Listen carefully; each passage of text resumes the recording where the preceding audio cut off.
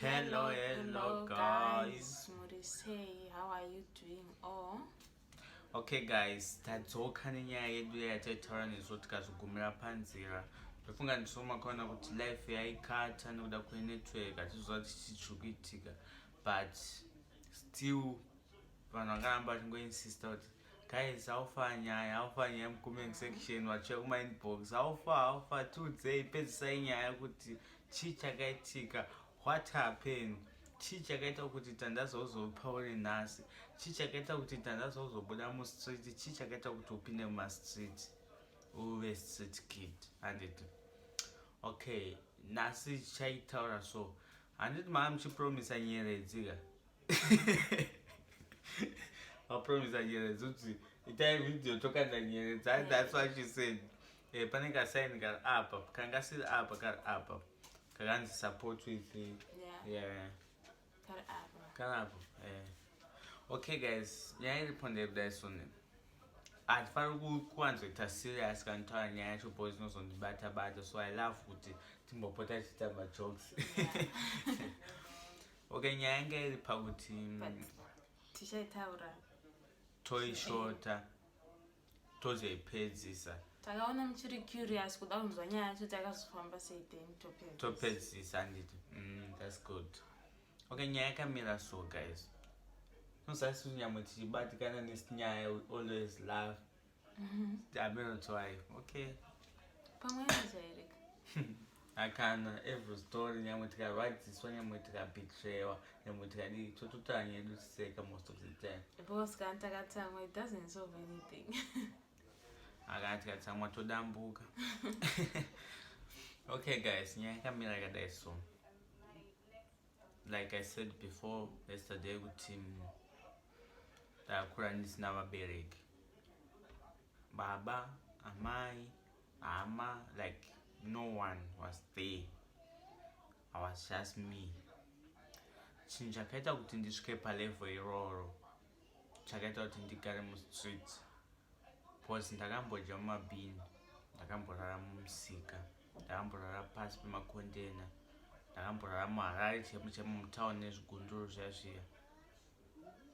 So I want to tell you kuti chii chakaitika and zvakazobva sei, ndakazobva sei, how I am now kuzosvika palevel ratave sofana makoti, kuti makoti akazozvitambira sei. Handitika noita kuti it's not a joke guys, it's a serious thing and handisi kukunyeperai. I'm trying kuti mugete experience kune vamwe. Ipepe unofanira kubvisa nzara dzako. So ndozvozviita tamwana azotanga kuti ngochari noda kuti nongwanisa nzara dzako watadza kubvisa. Okay, saka chinoitika ndechekudai so guys,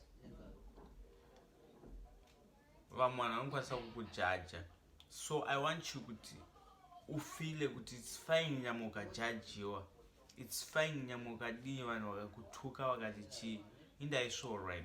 Kana musikana chaichaita kanditarisa kuti unitarisa down to top kuti ndokudii tsvina iwe, apa ndendati ndatogeza ndapedza peutunzi ndokudii tsvina iwe. But look what I get and I'm happy. Iye munhu achaitonditi tsvina iye akakatoshata naye kukatisa kutarisa kuti imagine. So ndezvaya zvokuti sometimes you have to live with believe and praise. Okay, let's go straight to the nyaya tisatawanza kuma nhasi Sunday topota tichikushumirira. Okay, nyaya iripo guys ndekudai so inini ndaparadza namama angu ndine 6 years nababa handitombosivi. Then patakaparadzana namama taigara kukadoma, then chigara kukadoma we are like inini, my big bro and my two little sister. Then taive tine vana vataitamba navo mastreet. Handiti sa vana ava tichitamba navo takapedza tavakaukama zvokuti kana nemaparents edu avapedza aitawo mashamwari. Then vanhu vakauta vatanga tovatiwo mama, gogo, mai vamai vavo taive vatiwo gogo, mai vavo tivati mama, until one day vana vaya vazoendawo kumusha kumondoro kumondoro then papaya patone time ndonga pakaita almost month isinaona then gogo akazozoya akati muri sei tatosangana navo muroad taive vapfana ngavaigara mumastreet most of the time muri sei hamuna kusuwa mwe tikati tavasuwa vari kupa kuyarinzwanzi hava kudzidza ikoko hamuderi kuenda kunovaona then weare like we want to go bhozi tanga tavasuwa and tanga tiri vana ka kunonakidza tikati we want to go tende unoti kunovaona tatomhanya unoudza mama todaenda nagogo kumhondoro pasina mama akati okay it's fine pasina 2 days boom takaenda kupi kumhondoro then we get there and it was wow nokuziva kuti every place is nice uchangosvika ukangoizvezouwana kutongosvika nzvimbo nevamwe vana vanengetivonakidzi but to be honest with you every place izvezvo tikatora munhu achibva kuzimbabwe akasvika kuno anosvika achinakirwa but without 1 week anotanga kuona situation yepanzvimbo anoisarenda ndo zvinoitika most vanhu isi vanokuradza love uchangosvika vamwe vanoikipa but most they pretend asi zvinonzi muenzi anobatwa zvakanaka so iwe ukatongogara more than ausisiri muenzi wakuratidzwa watowepakuasela pakuasela vanhu I advise you people kuti ukashanya kwako munhu gara 1 week udzokere mba kwako uchiri kudiwa enda uchiri kudonza makuenda ngatiende tozodzoka ya so guys apapa tanakirwa ende zvisinei taitoti tichadzokera kumba but pasina week tabva tatowa kuti mama havasisiko ukadoma then we were shocked like mama hasisiko ukadoma zvapamba sei mama vaakupi vaenda kuSouth Africa tikafara mama vaenda kuSouth Africa life is gonna change this and this but tasata pamental thinking about life stuff but we didn't know kuti ndo pakabva patotanga kuti life yedu papo ngone makore manganje papo 9.6 papo 9.6 I didn't know kuti ndo pakabva patanga life yedu guys. This is not a joke, this is not a cheat. It's not like I'm happy to tell you the story because I'm a living testimony. Yes. Because I was supposed to die a long time ago. Don't know why you hear the story.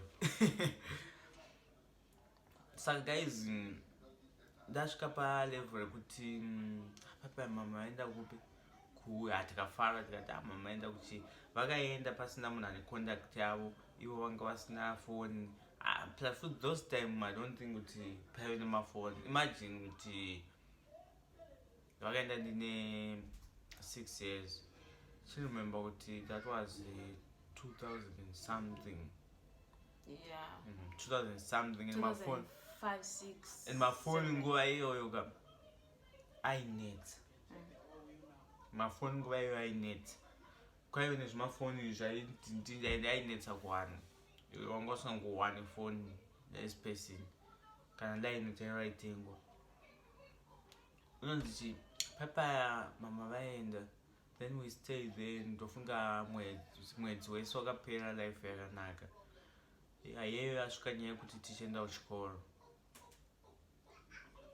Hatina vabereki, hapana, hatina kana chi. Then we end up takubhadharwa neBeam.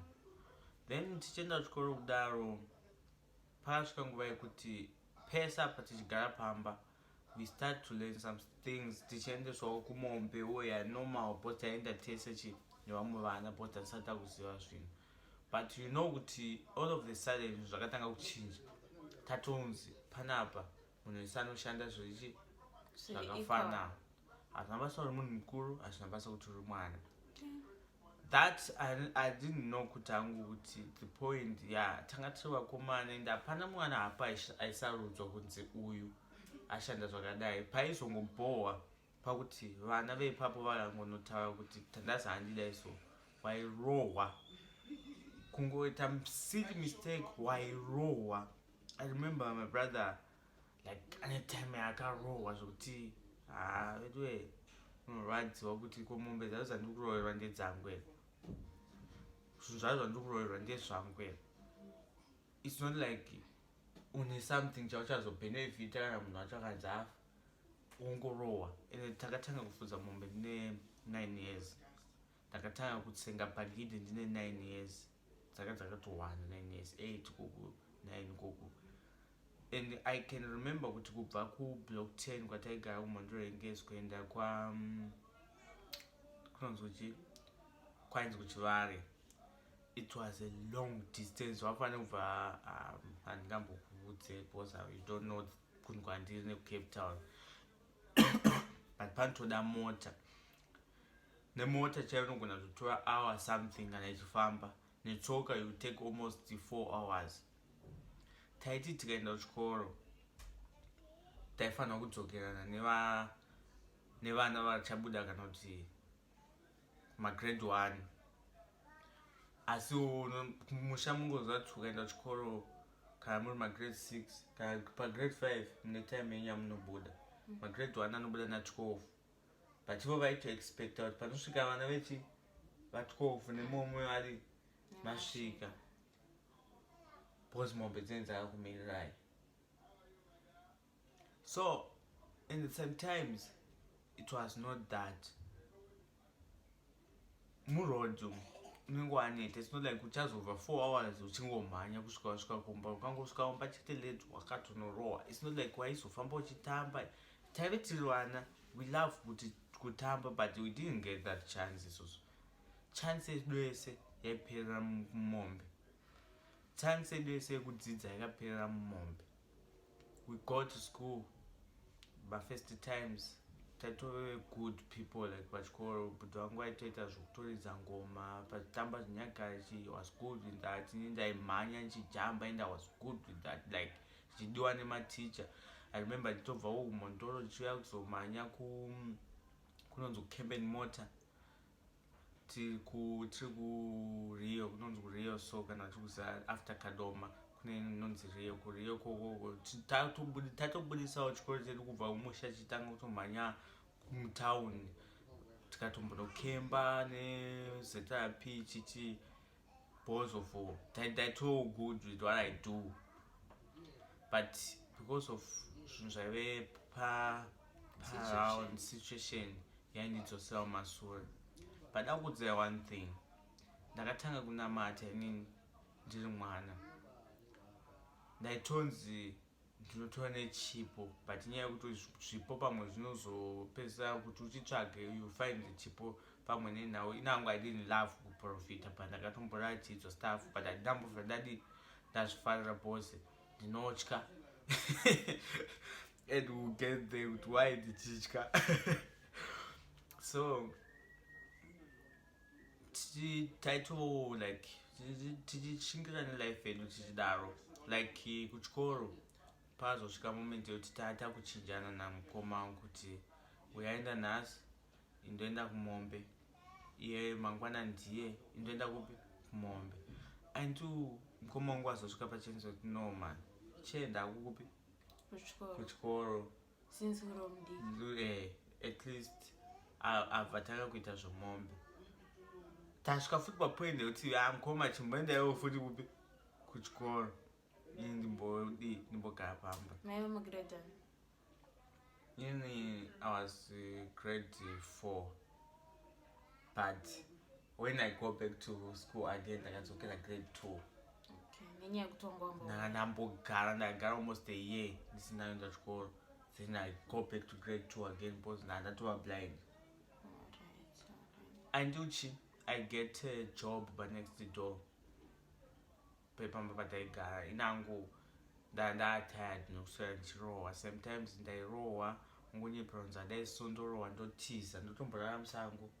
Ndaitove netsananguro dzandaitombouzwa nzi uyu achatsakatika musango, taona angozofa because ndaitiza sometimes. Also paunorohwa pacho pamba pasingaiti ungati pakurohwa mwana mudiki. And but what I like about them, vanga vasingachoose kuti pakurova vamba vasingachoose pairohwa munhu kana kukanganisa wairohwa, but isusu taingozorwadzwa pakunyeperwa kuti vakutadza kungoona here kuti vanhu hava kudi vakunyepa. Until ndazonyeperwa tusingaite. Let me tell you this. Do you know ukuthi there's a time ukuthi ndayiforce ukuthi onzi ndofana ukulala nemunhu. Ndikasalala nemunhu ndayinonyepero ndalala naye. Ndova ndarowa. I remember last time ndakazorowa. Okay, toti zvechikoro takazosvika pamoment yekuti ndaidiwa pamba. Handiti ndidiwa pamba kudarika ndingokudzosera maswembe chana. Saka ndakazosvika pamoment yekuti ndakanzi aiwa chitoregera kuenda kuchikoro. Then tatangorega tese actually because hapana anga kutonzi kuchikoro because zvanga zvisingamake sense uyaenda uya zvanga zvisingatombomake any sense. Tatarega aende kurega kwatakaita yanga isiri choice yedu. Takaregezvo. We start kurima tiri vana kumuka kuma4 tichirima tabva mukurima toenda kumombe. Sometimes tairi kugona kuswera nenzara kumombe. Then chikafu wozochiona manheru paunodzoka chikafu waidya pasinapo yai kunzi kwai chikafu unonyimwa chichino andonyepa. And she was saying this, my grandmother, one day mchanditenda, you might think kuti ndikushungurudzai, but one day chanditenda. To be honest with you, I think nanhasi ndofunga ndogara ndikuudza kuti when I get money vakazoshaika 2016 kuda kuenda kumhondoro. Handina kukwanisa kuenda kufuneral yavo, but at least I want to go and do something. Yeah, life it was hard. Taibatwawo sometimes zvatisingaunderstand. Pamwewo because kutobata kwavakatotiita ikoko daika vasina kudaro dai tisipo panapa. Because ndakazoramba life iri hard kudarika iyoyo and ndandaijaira. And you survived. You see.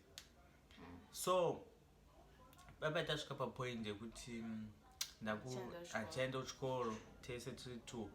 Then pakazonzi ndanda ndine vanhu panext door. Tandazati yakuzoda basi taidiwa because taishanda tairima. Hey.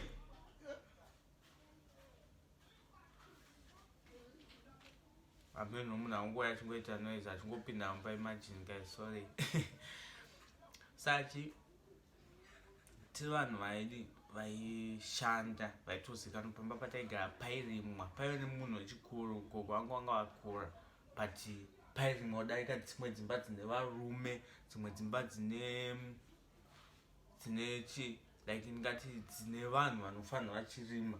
But tairima because tainzi ukapinda munda nagogo wangu waibuda imomo musana zvokunzi kwai gogo badza rizosakura. Inzi badza ndori kusakura, iwe munhu ndori kusakura. Yeah, life it was tough, but either way takadzidza a lot from that time yatakatoenda kumhondoro iyoyo. In a simple way, yeah, kwave kushungurudzwa kuti we feel like tikushungurudzwa because takalose opportunity yekuenda kupi kuchikoro nekuda kwokuti vaida kuti tirime. Child abuse. No, it's fine. It is child abuse. Kana mwana ukatadza kuwana kodzero dzako dzokuenda kuchikoro. Inangu I support kuti no matter ukachengeta mwana, at least mwana ngaende kuchikoro. Sometimes my parents, you don't know kuti pamosiya vana venyu kumisha munombovacheka werumbona kuti vari sei, how they are living, kumbomubvunzawo private kuti no mwana ndiudze kuti what is going on, because mumwe mwana anenge achitya kutaura kuti zvakamira so. Isu takarega ndo chikoro tiri ma10 years and we suffered. Tikatanga kuita mafudzi wemombe. That's what chandakatoziva, kufudza mombe nekurima. Then papa nekudiwa nevanhu kuti tairima, I get a job by next door. Ndauza gogo ndakunoshanda panext. Ndatanga kumboshanda ndichienda ikoko tobatanidza mombe dzavo nedzedu. Because I was good actually at what I do. Like I was very good. They love me because ndaizazvo ndaita. Ndaitiri mwana zvangu but ndaishandisa pfungwa dzangu. Then papa ndafudza mombe. I knew ndatozoti ndichibva kumba kundogara kupi kwandaishanda. Gogo akaramba neni akati at least mukoma wako gadi ngaendi iwo usari pamba takasara tokubhadhara tasara papaya bhadhara $20 and $20 yaishanda that time toenda unotenga hembe kuti aizivi kungotenga hembe taitochena zvokutodaro big time taitochena zvokutodaro big time then papachi and there was a moment yaindibhowa. Do you know when you are growing up there's a thing that you do and it's running kuti ndiri mwana like zvokungobayibha. I remember tichiri kukadoma before taenda kumhondoro kwacho kaivepo kaunhu kakungoti mwana chinhu unotora and I am sure vanhu vazhinji vakapfuura nako so a lot of people they start to use that advantage yekuti zvainzi vaimbotora saka vachingoti ngotora but inoita kuti munhu abe inzara nesituation. You can't just go and steal wapiwa dishes sadza iwe uchiona kuti everything is okay unonoba noda kuti nengonechi unenzara. So some people they don't know that kuti chinhu chozoputa vana vaya vamunoona pasituation nekusvika kuti akakuona kujomborera chinotiza moti no imbavha no sometimes ukatomuteerera ukaona kwaari kuenda inenge anongonotengesa chinhu chaiwo unotsvaga chikafu and they end up in drugs and stuff nekuda kwokuti ndozviri pavhari ndozvipasituation. I sleep in that street of Harare rariya iwo uri normal chaicha haumurari marariro motoda kutoti urove gulu yayo haumbomurara ugari ungagara sei namunhu ari kubhema gulu usingabheme uchaswera nenzara uchaswera uri pazuva uchada kurara haurari and you need confidence futi uzoenda unojombora nekukumbira that glue supposed to help you to do that and ukasaibhema unoswera uri business zvimwe zvigunduru sa munoblema yenyu zvigunduru zviya zviya but I blame you people for ngosiya vana kuti vazosvika pamoment iyoyo. So okay, let me go back to my story.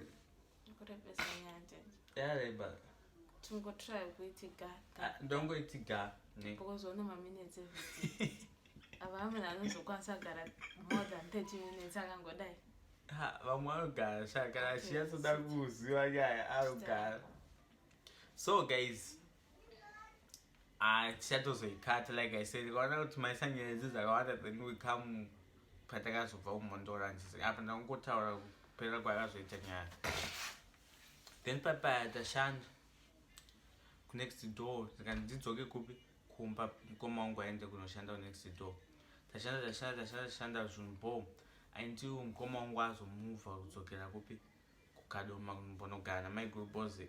It was our wish kugara nehama because taitoona situation yeuku mhondoro isiri right but akaenda kukadoma kuna mai guru acho akatozotiza kubva ikoko ndingowa nevanhu vaienda ikoko kuti mukoma wako atambura aonda ndakashokeka misodzi yangu yangobuda so pandakamuona akaita kutotiza kubva kuhama kudzoka back kuvatoro because of situation yaive ikoko akanudza kuti mufana wangu kusina mai akuende we used to sing when we were growing up zvinhu zvekuimba izvi this started now pese I remember kuti pese tiri kumombe we used to create songs tichinyora songs pamashizha emusekesa. Actually my brother used to do that. I was the kind of person who loved to sing still to vamwe. Then I remember achiimba nzeve kuti ndega ndega ndega ndega ndega ndega song. That song was like yaifanira kuimbwa nembira song saka kwataigara kwainzi vanhu vairiza mbira so we used to take that mbira toisa musoro then you create song with it. Saka song iyoyo yaive nepamesi paimeshenwa namai you see. I was having my favorite song and ndaifanira kuimba ndakaiwa nagogo saka every time pandaingofila like ndikubatwa seizvo ndaitanga kungoimba nzvekuti ndenzerina ndenzerina ndenzerina ndenzerina like kunasaisiwa so saka song it was like ndenzeni inozopinda futi yaizopinda futi kushona utanga kuti ndatadzeiko ndatadzeiko